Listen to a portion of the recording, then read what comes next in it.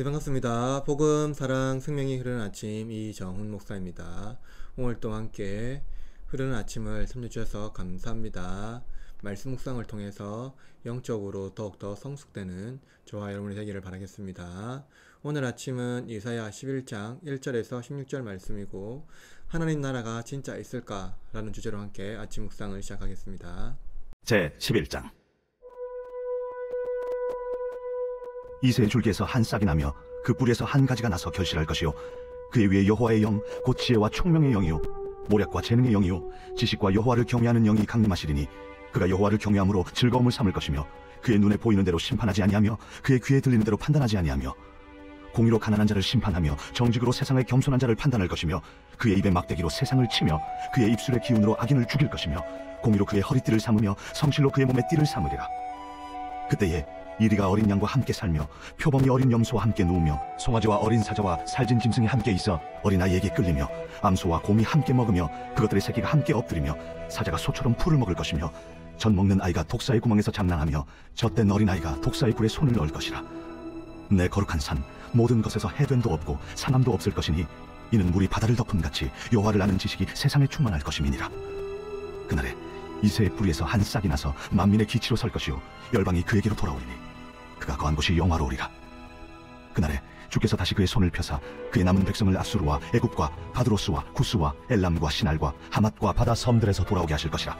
여호와께서 열방을 향하여 기치를 세우시고 이스라엘의 쫓긴 자들을 모으시며 땅 사방에서 유다에 흩어진 자들을 모으시리니, 에브라임의 질투는 없어지고 유다를 괴롭게 하던 자들은 끊어지며, 에브라임은 유다를 질투하지 아니하며 유다는 에브라임을 괴롭게 하지 아니할 것이요, 그들이 서쪽으로 블레셋 사람들의 어깨에 날아앉고 함께 동방 백성을 노력하며 에돔과 모압의 손을 대며 암몬 자손을 자기에게 복종시키리라. 여호와께서 애굽 해만을 말리시고 그의 손을 유브라데 하수 위에 흔들어 뜨거운 바람을 일으켜 그 하수를 쳐 7갈래로 나누어 신을 신고 건너가게 하실 것이라. 그의 남아있는 백성 곧 아수르에서 남은 자들을 위하여 큰 길이 있게 하시되, 이스라엘이 애굽 땅에서 나오던 날과 같게 하시리라. 오늘 본문은 익숙한 본문이지만 현실적으로 받아들이기 어려운 본문입니다. 왜냐하면 너무나 이상적인 말씀이고 현실에 맞지 않기 때문입니다. 우리는 예수님의 말씀, 특히 마태복음 5장에 나오는 상상수훈의 말씀을 이상적인 말씀으로 이해하는 경우가 있습니다. 실제로 불가능하기 때문에 인류의 이상형이라고 생각하는 것이죠. 오늘 우리가 읽은 본문도 이러한 이상적 태도로 읽을 수가 있습니다. 그래서 하나님 나라에 살고 있는 자들이 아니라 하나님 나라가 오기를 기다리는 자들입니다. 그러나 우리가 살고 있는 세계가 하나님 나라라는 것을 믿는다면, 그리고 그것이 실제라면, 우리는 하나님 나라의 이상향이 아니라 실제 현실에 살고 있다는 것을 믿어야 합니다. 이사야가 예언하는 하나님 나라는 이새의 줄기에서 시작합니다. 다윗의 아버지지요. 한 거룩한 씨가 남아 이스라엘을 회복할 것이라고 말한 이사야 6장 13절의 예언과 7장에서 계속되는 임마누엘 예언이 어떻게 드러나는지를 보여줍니다. 거룩한 씨는 다윗의 왕자인 유다를 통해서 열매 맺는 것입니다.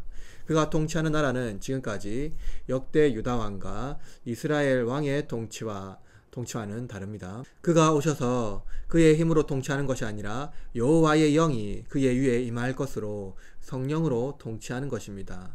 그는 불의와 불신이 가득하고 하나님의 정의와 공의를 외면하는 시대에 외모를 판단하지 않고 그 마음의 중심을 보시고 판단합니다. 그는 여호와를 경외함으로 즐거움을 누립니다. 자신의 권세와 능력 그리고 재산이 그의 즐거움이 아니라 여호와가 오직 그의 즐거움입니다. 그는 눈에 보이는 대로 심판하지 않으며 귀에 들리는 대로 판단하지 않습니다. 여호와를 경외함으로 외모로 심판하지 않을 것입니다. 자신에게 유리하게 적용하는 결과를 근거로 판단하지 않을 것입니다. 부자나 강자의 편에 서지 않을 것이며, 오히려 공의로운 자의 변치 않는 기준에 따라 공의에 관심을 기울일 것입니다. 그러나 가난한 자라고 해서 공의의 기준이 느슨해지는 것은 아닙니다. 여호와는 그의 마음을 중심을 보시기 때문이지요. 여호와는 악인을 심판하실 것입니다. 그 결과 겸손한 자, 궁핍한 자는 더 이상 부자의 불이익을 당하지 않을 것입니다. 그의 입술은 악인을 판결하고 선고할 뿐만 아니라 사실상 그들을 멸망시킬 것입니다. 이런 통치가 가능한 이유는 여호와의 통치의 중심에는 공의와 성실이 있기 때문입니다. 지금까지 여호와는 전쟁과 폭력의 이미지를 보여주었다면 이제 평화의 이미지를 보여줍니다. 그는 부조화 시대에 하나님의 창조 질서에 맞는 조화의 질서를 보여줍니다. 이 이미지는 상상화와 같은 이미지이지요. 특히 젖먹는 아이가 독사의 굴에 손을 넣는 이미지는 더욱 충격적입니다. 이사야가 우리에게 전달하는 이미지는 상상화가 아니라 실제입니다. 여호와를 아는 지식이 세상에 충만할 때 하나님의 창조의 조화와 질서를 자연스럽게 우리의 일상이 될 것이기 때문이지요. 이는 구약시대의 여호와의 백성이 영적 무지를 보여주는 장면입니다. 이스라엘 백성들은 여호와에 대한 지식을 들어도 듣지 못하고 보아도 보지 못하고 영적 무지의 상태에 있습니다. 그들은 여호와에 대한 온전한 지식이 없고 헛된 우상을 사랑합니다.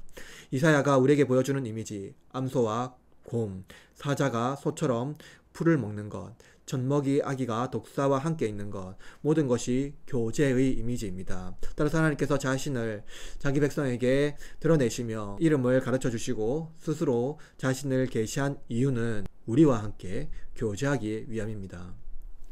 예수님께서 제자들을 부르시면서 그들에게 말씀하신 첫 번째 말씀, 함께 하기 위함이라는 것을 안다면 하나님을 아는 지식이 하나님의 교제를 통해서만 쌓을 수 있다는 것을 알 수가 있습니다.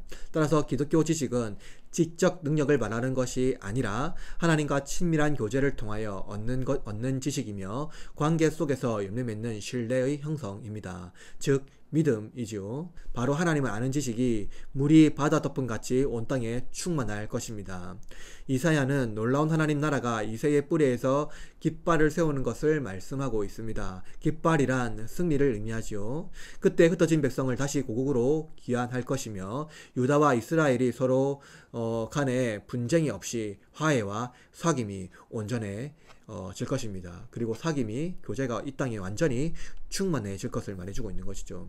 이사야의 예언은 마치 청년왕국을 생각하게 합니다. 우리는 청년왕국의 이미지는 악의 세력이 굴복되고 심판받으며 완전한 의와 평강이 임하는 나라라고 생각합니다. 반면 지금 이 시대는 하나님 나라가 아니라 공중 권세 잡은 악의 권세가 지배하는 세계라고 생각합니다. 그러나 예수님의 십자가의 권세는 이미 악의 권세를 굴복시키고 심판받게 하였으며 완전한 의와 평강이 임했다는 것을 알 수가 있습니다. 하나님은 아는 지식, 그와 예수님과 교제하고 그와 함께 사귀며 우정을 쌓는 일은 이미 교회의 머리 대신 그리스도를 통해서 우리에게 베풀어 주셨고 이미 이루어졌습니다. 하나님 나라가 이미 왔으나 미완료지요. 그러나 하나님 나라의 의와 평강이 세상을 통치합니다. 그렇다면 우리는 세상의 악이 어떻게 이 땅에 있을 수 있는지 변문할 수 있을 것입니다. 우린 역사를 통해서 하나님의 선하심이 어떻게 세상의 모든 악을 제거하고 인류를 구원하는지 역사의 존재적인 사건 안에서 알 수가 있습니다.